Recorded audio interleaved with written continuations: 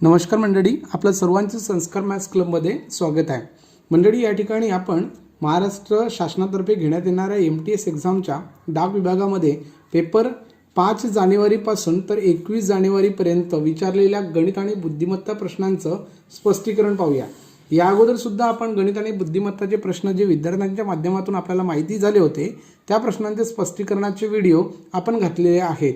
आणि कोणकोणत्या पद्धतीचे प्रश्न वारंवार येतात आहे, कसे प्रश्न विचारले जात आहेत ते या व्हिडिओमध्ये आपण सविस्तर बघणार आहोत. कारण विद्यार्थी मित्रांनो, गणित आणि बुद्धिमत्तामध्ये खूप जास्त प्रश्न MTS एक्झाममध्ये येत आहेत आणि म्हणून ते प्रश्न जे काही आपल्याला परीक्षेत आलेले प्रश्न माहिती झालेले आहेत असे आज आपण 24 प्रश्न बघणार आहोत. आणि त्या 24ही प्रश्नांचं स्पष्टीकरण कशा पद्धतीने काढायचं आणि पुढे जर अशा पद्धतीचे प्रश्न आपल्याला विचारलं गेलं ते कसे सोडवायचे ते आपण इथे बघूयात. चला तर पहिला प्रश्न बघा.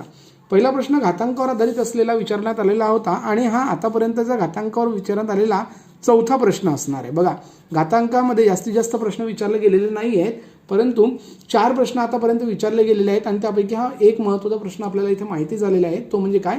3चा घातांक 17. बघा, 3चा घातांक 17 जर आपण केलं तर त्या ठिकाणी एकक स्थानचा अंक कोणता येणार असा प्रश्न इथे विचारण्यात आलेला आहे. बघा, म्हणून आपण 3चा गुणाकार 17 वेळा जेव्हा करणार आहोत, बघा 3चा गुणाकार आपल्याला 17 वेळा करावा लागेल, तेव्हा आपल्याला इथं जे काही उत्तर येईल त्यामधला एकक स्थानचा अंक आपल्याला इथे विचारलेला आहे. बघा, एकक स्थानचा अंक, आणि तो अंक काढण्यासाठी आपल्याला 17 वेळा गुणाकार करायला खूप वेळ वाया जाईल. म्हणून आपण एक इथं विशिष्ट पद्धतीची ट्रिक वापरूया. ट्रिक काय आहे लक्षात घ्या. जेव्हा किंवा अशा पद्धतीचा उदाहरण जर आपल्याला परीक्षेत आला यानंतर, तर जो घातांक असतो त्या घातांकाला आपण 4ने भागाकार करायचं. बघा, 4ने भागाकार करायचं. 4ने भागाकार केलं तर काय मिळते बघा, 4 चोक 16, 4 पूर्ण मिळतात आणि किती उरले लक्षात घ्या.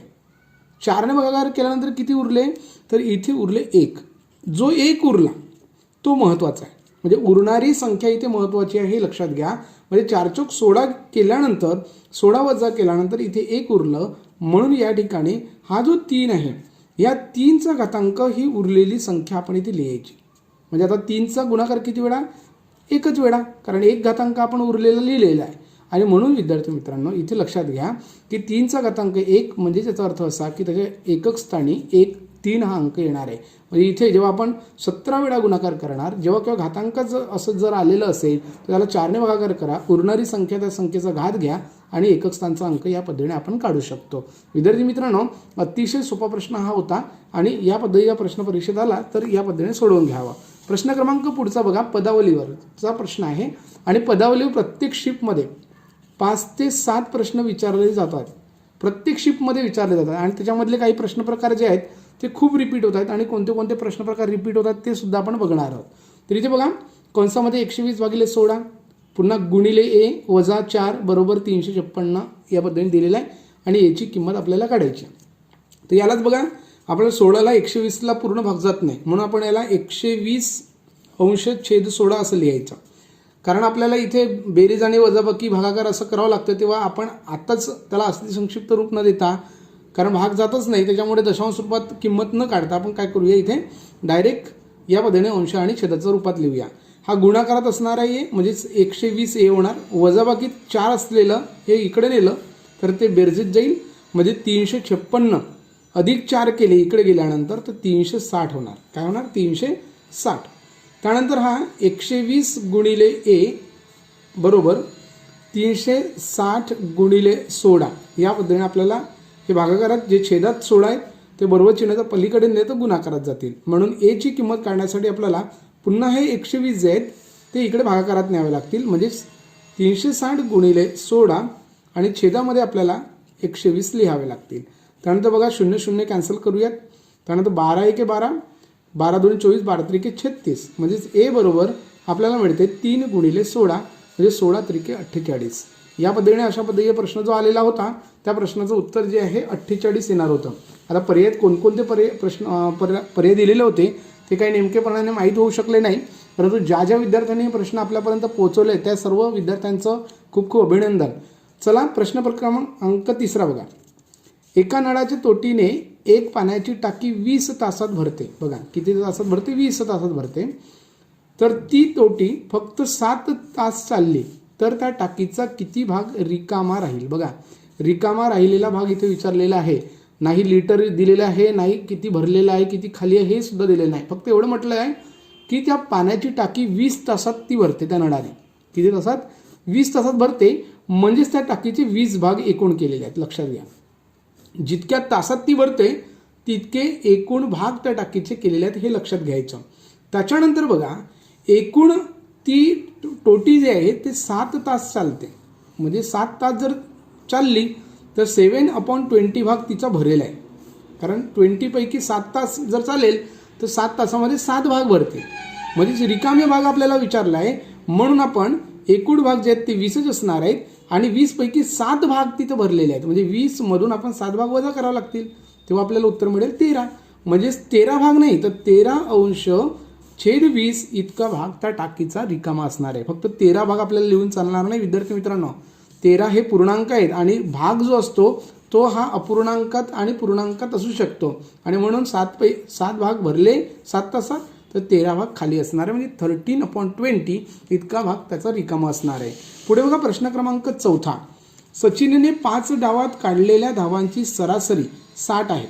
तर 6व्या डावात त्याने किती धावा काढल्यास त्यांच्या धावांची सरासरी 70 होईल? हा बघा, सरासरीवरचा जो प्रश्न आहे, प्रत्येक शिफ्टमध्ये 4 ते 5 प्रश्न सरासरीवर विचारले जात आहेत. आणि इथे हा महत्त्वपूर्ण प्रश्न, अशा पद्धतीचा प्रश्न या अगोदर विचारला गेलेला आहे आणि हा 18 जानेवारीच्या शिफ्टमधला प्रश्न आहे.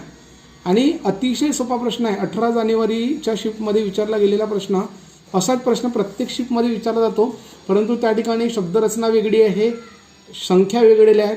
तरी काही गोंधळून जाण्याची गरज नाही. सरासरी आणि बेरीज यांचा खूप जवळचा संबंध आहे अशा उदाहरणामध्ये.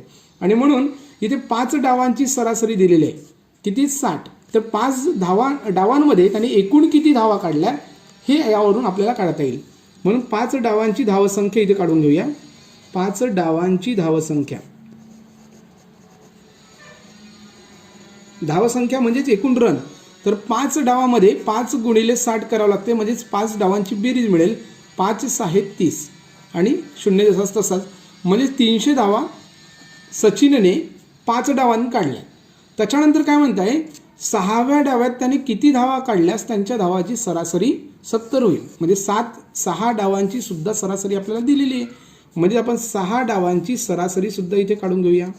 6 डावांची धावसंख्या, सरासरीवरून आपल्याला धावसंख्या काढता येईल, एकूण बेरीज काढता येईल. म्हणून 6 गुणिले 6 डावांची धावसंख्या किती आहे? सरासरी 70 आहे, म्हणून 70 करूया.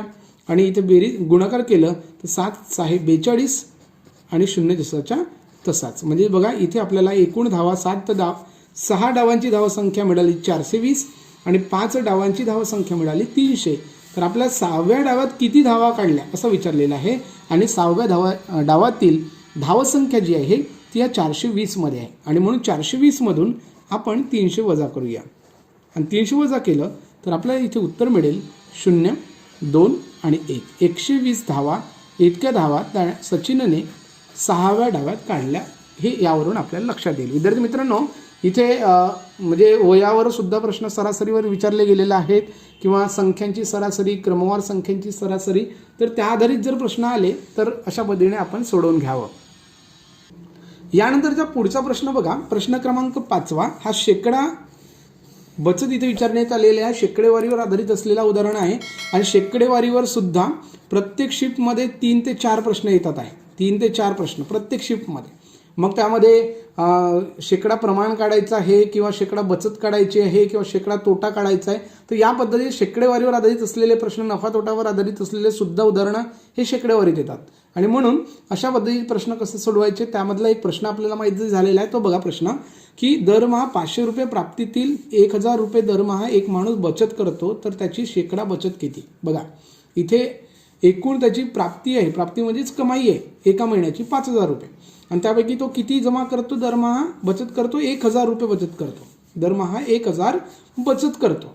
तर त्या बचतीचा शेकडा काढायचा म्हणजे टक्केवारी काढायची. आणि म्हणून बचतीचा शेकडा बचत काढण्यासाठी आपल्याला सर्वप्रथम बचतीचा अपूर्णांक काढून घ्यावा लागेल. शेकडा बचत बरोबर बचतीचा जो अपूर्णांक असेल, एकूण प्राप्ती जी आहे ती आहे 5000 आणि त्यापैकी तो किती करतोय जमा?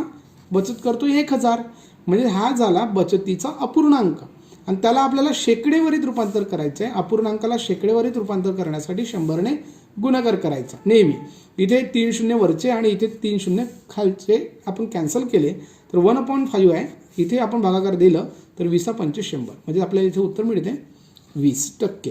पुन्हा दुसऱ्या पद्धतीने लक्षात घ्या, इथे बघा 1/5 इथं अपूर्णांक मिळतात आणि जेव्हा केव्हा 1/5 असेल त्याचा 20%च अपूर्णांक होतो हे लक्षात घ्या, म्हणजे टक्केवारीत रूपांतर होतं. पुन्हा अशा पद्धतीने प्रश्न आला तर सोडवा. बघा प्रश्न क्रमांक 6 हा बुद्धिमत्तेवर आधारित असलेला प्रश्न होता. एका बागेत अनुक्रमे सुपारी, नारळ, टरबूज, सफरचंद, अंजीर या क्रमाने सरळ रेषेत झाडे लावल्यास 13व्या क्रमांकावर कोणते झाड येईल. बघा इथे 13व्या क्रमांकावर कोणते झाड येईल असं विचारण्यात आलेलं आहे. आणि इथे झाडांची संख्या जर आपण लक्षात घेतली 1 2 3 4 5 5 झाडे आहेत आणि 5 झाडे अनुक्रमे लावली जाणार आहेत. म्हणजे 5व्या नंतर पुन्हा पहिल्या क्रमांकाचं झाड म्हणजे सुपारी, 6व्या क्रमांकाला, 7व्या क्रमांकाला पुन्हा नारळ, मग 8व्या क्रमांकाला पुन्हा टरबूज. अशा पद्धतीने जर प्रश्न आला तर सर्वप्रथम कोणत्या क्रमांकाचं आपल्याला झाड विचारलं आहे ते सर्वप्रथम लक्षात घ्यावं. इथे 13व्या क्रमांकाचं झाड आपल्याला विचारात घ्यायचं आहे. बघा 13व्या क्रमांकाचं, तर इथे एकूण झाडे किती आहेत? 5 आहेत. मग 5ने विभाजित असलेली, 5ने भाग जाणारी 13च्या आधीची संख्या शोधा. मग 13च्या आधीची संख्या जर लक्षात घेतलं तर 13/5 करा डायरेक्ट. 13/5 केलं 13, 5 1 5, 5 2 10, म्हणजे 10 इथून आपण वजा केले. बघा 13मधून 10 वजा केले तर 10वा जो म्हणजे 10 जे आपल्याला मिळते आधीची संख्या, तो 10वा जो झाड असणार आहे तो अंजीरचा असणार आहे.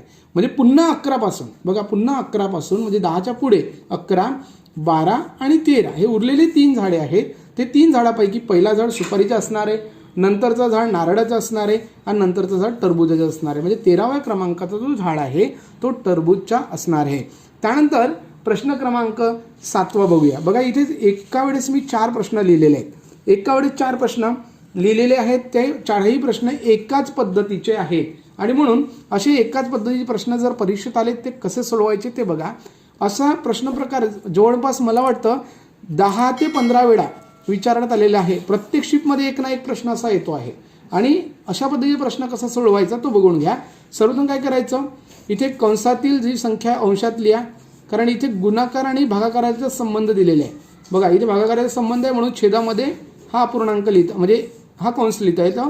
5 × 5 × 5 या पद्धतीनं 5 × 8 = 40, 5 × 8 = 40 आणि 5 × 8 = 40 या पद्धतीने 8चा घन केलं तर 512. बघा विद्यार्थी मित्रांनो इथे प्रत्येक उदाहरण आपण त्या पद्धतीने सोडवू शकतो. 8 × 5 = 40, 8 × 5 = 40 आणि 8 × 5 = 40 5चा घन. इथे 3ने भाग दिले 3 9 27, 3 9 27 आणि 3 9 27 या पद्धतीने 9चा घन. त्यानंतर 4च्या इथं गुणाकार भागाकार केलं तर 4 × 5 = 20, पुन्हा 4 × 5 = 20 आणि 4 × 5 = 20. प्रत्येक प्रश्न एकाच ट्रिकने सोडवता येईल, फक्त संख्या बदलत आहेत, बाकी काहीही बदलत नाही आहे. आपल्याला ट्रिक तीच वापरायची आहे, आकडेमोड सुद्धा तशाच पद्धतीने करायची आहे. प्रश्न क्रमांक पुढचा बघूया 11वा 12वा. बघा 11वा 12वा हा जो प्रश्न आहे हा प्रश्न सुद्धा दोनदा विचारण्यात आलेला आहे. फक्त पहिल्या वेळेस विचारला जेव्हा गेला तेव्हा 4 वेळा 3 दिलेलं होतं आणि दुसऱ्या वेळेस जेव्हा विचारला गेला तेव्हा 3 वेळा 3 दिलेलं होतं. परंतु इथे बेरजेचा संबंध दिलेला आहे लक्षात घ्या. त्याच्यामुळे आपल्याला डायरेक्ट 3 1 3 3 4 12 असं कॅन्सल करता येत नाही, कारण इथे गुणाकाराचं चिन्ह दिलेलं नाही आहे आणि म्हणून पहिला कंसाची किंमत वर लिहायची अंशामध्ये, कारण इथे भागाकाराचं चिन्ह दिलेलं आहे. आणि 12 + 12 + 12 केले तर 12 × 3 = 36 आणि 3 × 3 × 3 + 3 + 4 वेळा केलं 3 × 12 आणि त्याच्यानंतर आपल्याला संक्षिप्त रूप देता येईल 12 × 12, 12 × 2 = 24, 12 × 3 = 36 म्हणजे 3 इतकं उत्तर येईल आहे. इथे जर आपण लक्षात घेतलं तर इथे 36 येते बेरीज आणि इथे इथं भागाकार बेरीज केलं तर इथे 9 मिळते. 9 1 9, 9 × 36 म्हणजे इथे 4 उत्तर येते. विद्यार्थी मित्रांनो अशा पद्धतीचे प्रश्न वारंवार विचारले जातात आणि पदावलीवरचं हमखास सांगतो विद्यार्थी मित्रांनो, प्रत्येक शिफ्टमध्ये तुम्हाला 5 ते 7 प्रश्न पदावलीवर येतच आहेत आणि म्हणून त्याच्यामध्ये बरेच विद्यार्थ्यांच्या माध्यमातून सांगण्यात आलं की पदावलीवरचे जे सोपे आहेत प्रश्न सोपे आहेत, परंतु त्याच्यामध्ये आकडेमोड जी करावी लागते ती खूप लांबलचक आहे, कारण त्या ठिकाणी दिलेल्या संख्या खूप मोठ्या मोठ्या आहेत. त्यामुळे ते प्रश्न आपल्याला सुद्धा माहीत होऊ शकले नाही की कोणते प्रश्न आलेले आहेत. परंतु विद्यार्थ्यांनी सांगण्यावरून असं लक्षात आलं, जे विद्यार्थी परीक्षा देत आहेत त्या विद्यार्थ्यांनी सांगण्यावरून असं लक्षात आलं की पेपरमध्ये येणारे जे पदावलीचे उदाहरण आहेत ते सोपे आहेत, परंतु आकडेमोड खूप मोठ्या मोठ्या आहेत. पुढचा प्रश्न बघूया. प्रश्न क्रमांक 13 बघा, जो पदावलीवर विचारण्यात आलेला होता. 15 - 15 / 15 × 6. तर हा पदावलीवरचा उदाहरण आहे आणि इथे सुद्धा आपण कंची भागू बेव या सूत्राचा वापर केला तर अगोदर आपल्याला भागाकार करता येईल आणि त्याच्यानंतर हा गुणाकार करता येईल. परंतु एका वेळेला दोन्ही क्रिया करता येणार नाही, कारण लागोपाठ असलेल्या क्रिया आहेत. त्याच्यामुळे ही जर स्वतंत्र क्रिया असती तर आपल्याला करता आली असती. तर इथे आपण भागाकार करून घेऊया. 15/15 केले तर किती येतो? 1 येतो. 1 × 6 या पद्धतीने. त्यानंतर गुणाकार करायचा. 15मधून हे 6 वजा केले तर आपल्याला मिळेल 15मधून 6 वजा केले तर 11. म्हणजे याचं उत्तर किती आलं? 11 इतकं उत्तर त्याचं असणार आहे. विद्यार्थी मित्रांनो, अशा पद्धतीचा सुद्धा प्रश्न आपल्याला परीक्षेत आला तर कंची भागू बेव या सूत्राचा वापर करून आपण सोडवू शकतो. त्यानंतर बघा, एका गावाची लोकसंख्या दरवर्षी 10% वाढते. आज लोकसंख्या 10,000 असेल तर 2 वर्षानंतरची लोकसंख्या किती असेल? हा चक्रवाढ व्याजावरील आधारित उदाहरण आहे. चक्रवाढ व्याज बघा, जरी इथे व्याज काढायचा नसेल तरी पण हा चक्रवाढ व्याजाच्या सूत्राचा वापर करून आपल्याला सोडवावा लागतो. तर इथे जो सूत्र असतो 2 वर्षानंतरची पूर्ण लोकसंख्या विचारलेली आहे, म्हणजे अमाऊंट. बघा, अमाऊंटचं सूत्र आहे P × (in bracket) 1 + R/100 आणि घातांक त्याचा कंसाचा n. आता अमाऊंट म्हणजे काय, तर याच्यामध्ये व्याज असेल आणि पुन्हा प्रिन्सिपल सुद्धा असेल. P म्हणजे प्रिन्सिपल, म्हणजे जे सुरुवातीची लोकसंख्या असेल ती. R म्हणजे रेट, जो टक्केवारी आहे, आणि n म्हणजे नंबर ऑफ इयर्स, म्हणजे किती वर्षात. या पद्धतीने या सूत्राचा वापर करून सुद्धा आपण उत्तर काढू शकतो. पण विद्यार्थी मित्रांनो, जर आपल्याला 2 वर्ष 3 वर्ष अशा पद्धतीचं उदाहरण दिलं असेल तर या सूत्रामध्ये आपण किमती ठेवा आणि किमती ठेवून सुद्धा आपण उत्तर काढू शकतो. बघा कसं काढायचं ते बघा, नंतर ट्रिक सुद्धा सांगतोय दुसरी. तर इथे P दिलेलं आहे 10,000. 10,000 मध्ये आपण 1 + R दिलेला आहे किती? 10% अपॉन 100 आणि नंबर ऑफ इयर आहेत 2. इथे 1 0 कॅन्सल करता येईल आपल्याला. आणि याचं जर आपण बेरीज केली 10 × 1 = 10 आणि 1 = 11, म्हणजे 10,000 गुणिले 11/10 च्या घातांक 2. त्यानंतर त्याला सोडवून घेऊया. सोडवलं तर 10,000 गुणिले याचा घातांक 2 आहे, म्हणजे 2 वेळा आपल्याला लिहिता येईल. 11 × 10 × 11 × 10. इथले 1 1 0 इथे कॅन्सल होणार, म्हणजे 100 गुणिले 11 × 11 121 आणि 121 1 121 आणि हे 2 0 जसेच्या तसे. म्हणजे बघा इथे आपल्याला 2 वर्षानंतरची लोकसंख्या इथे मिळालेली आहे. दुसऱ्या पद्धतीने आपण जर बघितलं विद्यार्थी मित्रांनो, तर त्याला कसं सोडवायचं बघा.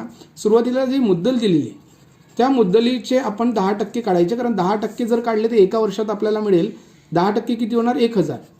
म्हणजे 1,000 10% आपण काढले तर 1 वर्षानंतरची जर लोकसंख्या जर आपण लक्षात गेली तर 11,000 होणार. लक्षात घ्या, कारण 10,000 सुरुवातीला होती, पुन्हा 1,000 त्याच्यामध्ये वाढणार पहिल्या वर्षी, म्हणजे 11,000 होणार.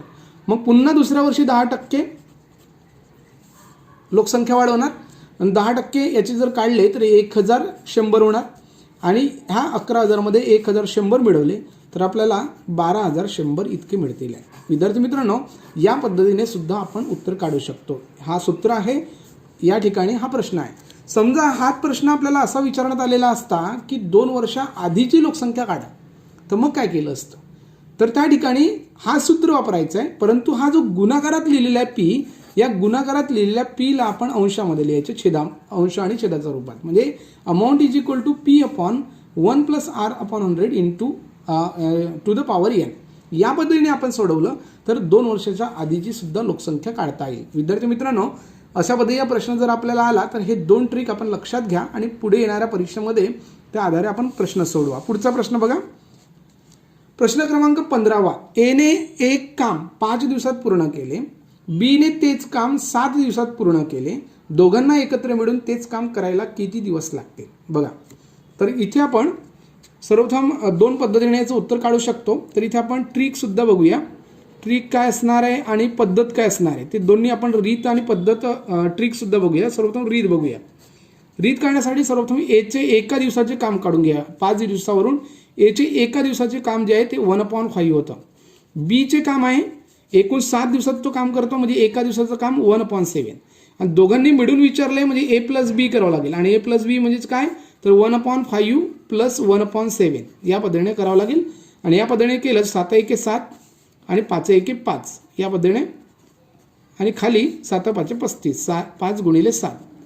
याला सोडवल्यानंतर आपल्याला इथे उत्तर मिळेल 7 आणि 5 12 आणि 12 अंश छेद जर केलं तर 35 आपल्याला इतकं उत्तर मिळतंय. बघा हे झालं एका दिवसाचं काम, कारण आपण एका दिवसाच्या कामांची बेरीज केली.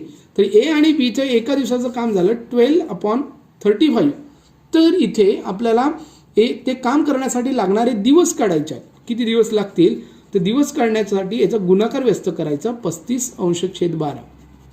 आता याला अतिसंक्षिप्त रूप द्या किंवा पूर्णांकात रूपांतर करा. 12 एके 12 12 दुणे 24 12 त्रिके 36 36 सुद्धा आहे, परंतु इथे बघा आपल्याला 36 दिसत नाही आहे, म्हणून आपल्याला 12 दुणे 24 म्हणजे 2 दिवस पूर्ण. आणि त्यानंतर 11 उरताना लक्षात येईल, म्हणजेच आपल्याला इथे उत्तर मिळेल 2.11 अंश छेद 12. आणि ट्रिक बघा, ट्रिक काय असेल, ट्रिक आहे ए इंटू बी, शॉर्ट मेथड ए इंटू बी ए प्लस बी या पद्धतीने करा. विद्यार्थी मित्रांनो, जर आपल्याला असं एकत्र मिळून जर काम विचारलं असेल तर या ट्रिकचा वापर करून आपण उत्तर काढू शकतो. ए इंटू बी प्लस ए प्लस बी. ए इंटू बी म्हणजे एचं दिवस आहे 5, बीचं दिवस आहे 7 आणि त्याच्यानंतर आपण ए प्लस बी केलं. ए प्लस बी म्हणजे 5 अधिक 7 केलं तर आपल्याला 35 अंश छेद 12 या पद्धतीने उत्तर मिळत आहे. आणि तेच आपण इथं केलेलं आहे. बघा जे काही इथं केलेलं आहे त्याच पद्धतीने आपण उत्तर काढू शकतो. तेच रीत इथं केलेली आहे. बघा आता जो अपूर्णांक आपल्याला इथे मिळालेला होता तोच अपूर्णांक इथे सुद्धा मिळालेला आहे. विद्यार्थी मित्रांनो, अशा पद्धतीचा प्रश्न जर आपल्याला आला तर या ट्रिकचा वापर करा. ट्रिक आहे ए इंटू बी प्लस ए अपॉन ए प्लस बी. पुढे जाऊया. प्रश्न क्रमांक पुढचा जो सरळ चक्रवाढ व्याजावर आधारित असलेला उदाहरण आहे. किती कोणत्या व्याजावर? चक्रवाढ व्याजावर. तर इथे आपण एक तर सूत्र वापरू शकतो किंवा आपण साध्या पद्धतीने अगोदर एका वर्षाचं नंतर 2 वर्षाचं 2 वर्ष विचारलं आहे म्हणून आपण साधी पद्धत वापरूया.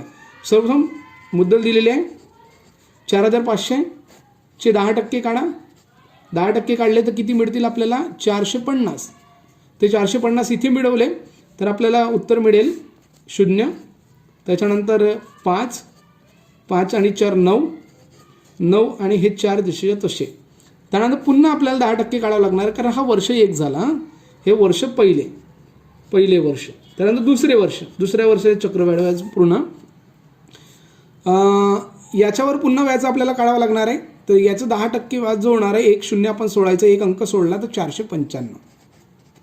आता आपल्याला व्याजच विचारलेलं आहे, अमाऊंट विचारलेलं नाही आहे, म्हणून आपण काय करूया यांची बेरीज करूया. व्याजाची बेरीज. हा व्याज आहे आणि हा दुसऱ्या वर्षीचा व्याज आहे.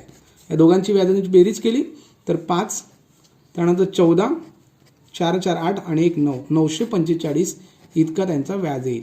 समजा आपल्याला इथे एकूण म्हणजे किंमत विचारली असती, रक्कम विचारली असती तर काय केलं असतं, इथे आपण 1 वर्षाचं व्याज काढलं तर इथे या रकमेत मिळवलं. 1 वर्षानंतरची रास झाली.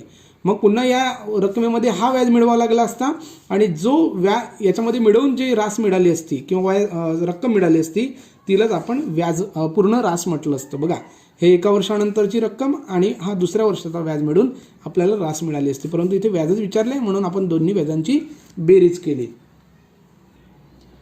विद्यार्थी मित्रांनो, पुढचा प्रश्न बघा 17वा प्रश्न. एका वस्तूची आधी 10% किंमत वाढली. बघा किंमत वाढली असं लक्षात घ्या. आधी किंमत 10% वाढली, नंतर 10% ती किंमत कमी झाली, तर एकूण किती टक्के किंमत वाढली अथवा घटली? तर एक लक्षात घ्या, असे या प्रश्न प्रकारामध्ये एकूण 2 प्रश्न प्रकार असतात. तर हा प्रश्न प्रकार काय आहे, आधी वाढली आणि मग नंतर कमी झाली. जर आधी वाढत असेल ना, सारखीच टक्केवारी असेल, बघा सारखेच टक्केने वाढली सारख्याच टक्केने कमी झाली, तर त्यावेळेला केव्हाही किंमत जी असते ती घटते. काय म्हणतोय मी, अगोदर सारख्याच टक्केने वाढली आणि सारख्याच टक्केने कमी झाली, आधी वाढली नंतर कमी झाली, तर त्यामध्ये जी किंमत असते ती मूळ किंमत घटते. मग किती टक्के घटते ते नंतर बघू. याऐवजी दुसरा प्रश्न असा जर विचारला असता की 10% कमी झाली आणि 10% वाढली, तर त्याच्यामध्ये त्या दुसऱ्या प्रकारामध्ये किंमत वाढत असते. परंतु इथे आपल्याला जो प्रश्न प्रकार दिलेला आहे आधी वाढलेला आहे नंतर कमी झालेला आहे आणि म्हणून इथे जी किंमत होणार आहे ती घटणार आहे. म्हणजे तिथे एकतर तोटा होईल किंवा ती किंमत जी आहे ती कमी किंमत होईल. मग किती किंमत कमी होईल तर एकदम सोपं आहे. जे टक्केवारी दिलेली आहे त्या टक्केवारीतील जो शून्य आहे तो सोडून घ्यायचा. सोडून घेतल्यानंतर 1 गुणिले 1 करायचं म्हणजे 1% ते कमी होणार आहे.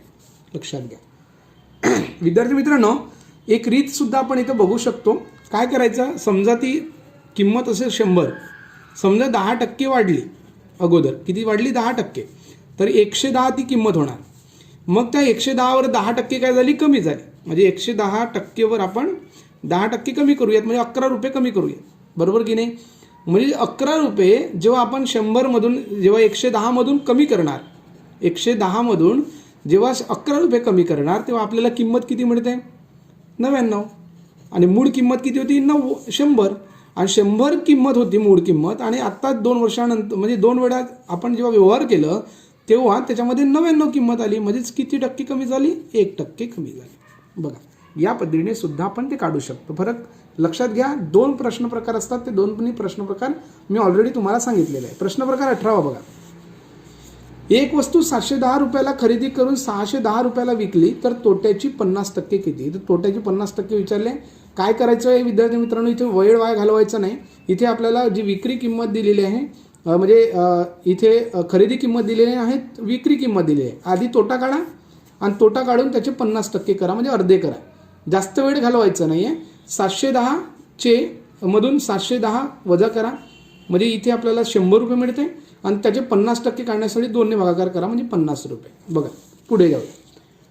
मुद्दल दिले 750 रुपये, सरळ व्याज दिलेला आहे 6000 रुपये. तर त्याचा दर काढायचा आहे. दर दिलेला आहे 8%, मुदत काढायची, म्हणजेच कालावधी काढायचे. आणि कालावधी काढण्याचं जो सूत्र आहे क बरोबर स गुणिले 100 भागिले म गुणिले द. स आहे 6000 गुणिले 100, म आहे म्हणजे मुद्दल 7500 गुणिले दर दिलेला आहे 8%. हे सोडवा विद्यार्थी मित्रांनो. हे सोडवल्यानंतर किती कालावधी येतो हे नक्की कॉमेंट करून सांगा. प्रश्न क्रमांक 20. कोणत्या दराने एका रकमेची दाम तिप्पट 10 वर्षात होईल. कोणत्या रकमेची दाम तिप्पट 10 वर्षात होईल. बघा, कोणती रक्कम दिलेली नाही आहे. एका रकमेची कोणत्या दराने विचारलं आहे, म्हणजे दर काढायचा आहे. आणि एक रक्कम म्हणजे कोणती रक्कम आहे हे दिलेलं नाही. तिथे नेहमी रक्कम जी असते अशा उदाहरणात 100च असते. आता 100 जर असेल तर रक्कम जर 100 आहे तर दाम तिप्पट होण्यासाठी ती किती होईल, 300 होईल. म्हणून काय करायचं, दाम तिप्पट 300 मधून आपण 100 वजा करायचे, 200 इतकं व्याज होणार आहे. बघा, 300 मधून 100 व्याज वजा केले मुद्दल तर 200 व्याज होणार आहे. आणि त्या 200ला जर डायरेक्ट या 10ने आपण काय करायचं, भागाकार करायचं, तेव्हा आपल्याला एकूण टक्के मिळेल 20%. सूत्राचा वापर सुद्धा आपण करू शकतो. दर विचारलाय तर दरचं सूत्र आहे स गुणिले 100 भागिले म गुणिले क. आता म किती पकडलेला होता, 100. स किती आलाय, 200. कारण आपण दाम तिप्पट म्हटलंय, 100ची तिप्पट किती होणार, 300. त्यापैकी 200 जे असणार आहे तो सरळ व्याज असणार आहे. आणि 200 गुणिले 100, मुद्दल 100 आणि कालावधी किती आहे, 10 वर्ष. या पद्धतीने सुद्धा सोडवलं तरी तुम्हाला 20%च इतकं उत्तर मिळणार आहे. विद्यार्थी मित्रांनो, अशा पद्धतीचा प्रश्न वारंवार विचारला जात आहे आणि त्याच्यामुळे या पद्धतीचा प्रश्नाचा आपण जास्तीत जास्त सराव करून घ्यावा. प्रश्न क्रमांक पुढचा बघा. बुद्धिमत्तेवर आधारित असलेला प्रश्न होता की फाल्गुनचा संबंध होळीसोबत आहे तर कार्तिकचा संबंध खालीलपैकी कोणत्या सणासोबत आहे. लक्षात घ्या. आणि अतिशय सोपा प्रश्न आहे. या प्रश्नाचं सुद्धा उत्तर आपण द्या. म्हणजे फाल्गुन महिन्यामध्ये होळी हा सण साजरा करतात. फाल्गुन पौर्णिमेला, विशेषतः पौर्णिमेला हा करतात. तर कार्तिक पौर्णिमेला हा म्हणजे करत नाही. यापैकी कोणता सण कार्तिक महिन्यात करतात असंच लक्षात घ्या. फाल्गुन महिन्यात होळी सण करतात, तर कार्तिक महिन्यात कोणता सण साजरा करतात, हा अतिशय महत्त्वपूर्ण प्रश्न आहे. या प्रश्नाचं उत्तर काय असेल ते कॉमेंट करून सांगा. पुढचा प्रश्न बघा. प्रश्न क्रमांक पुढचा बघा. असा संख्या मालिकेवर आधारित असलेला प्रश्न होता. इथे संख्या जर लक्षात घेतल्या तर वाढत असताना लक्षात येतं, म्हणून तिथे एकतर बेरजेचा किंवा गुणाकाराचा किंवा वर्गाचा संबंध असतो, हे लक्षात घ्या. सर्वप्रथम बेरजेचा संबंध लावून बघूया. बेरजेचा संबंध लावला तर इथं +3 आहे. त्याच्यानंतर इथे जर आपण लक्षात घेतलं तर +6 आहे. त्याच्यानंतर इथे जर लक्षात घेतलं तर +9 आहे. म्हणजे आपल्याला एक क्रम दिसतो. 3 1 3, 3 2 6, 3 3 9. म्हणजे इथे 3 चौक 12 आहेत का बघून घ्या. 12 जर प्लस केले तर 55 मिळते का, तर 5 आणि 4 आणि 1 5 बरोबर आहे. म्हणजेच आपल्याला 3 चौक 12 3 5 15 म्हणजेच पुढची संख्या 15 मिळवावी लागेल. आणि 15 जर आपण मिळवले 55 मध्ये तरी ते 0 आणि हातचा 1 म्हणजे 70 ही संख्या पुढची मिळणार आहे. विद्यार्थी मित्रांनो, संख्या मालिकेवर सुद्धा आपल्याला प्रश्न विचारला गेलेला आहे. प्रश्न क्रमांक 23वा.